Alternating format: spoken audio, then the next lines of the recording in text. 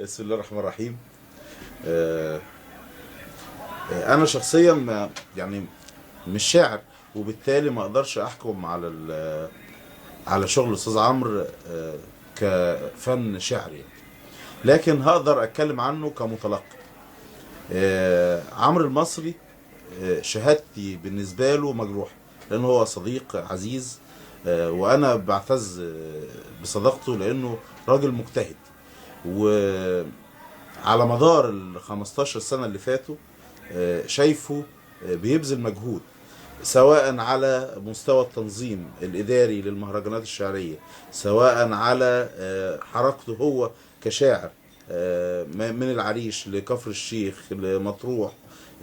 حركته على الأرض إن شاء الله يكون لها ثمر قريب يعني. هو صديق عزيز وأخ فاضل، وإنسان أعتز إن أنا أعرفه. وفوق كده وكده شايف ان هو كمتلقي، انا كمتلقي شايفه شاعر مجد. الصورة عنده اعلى من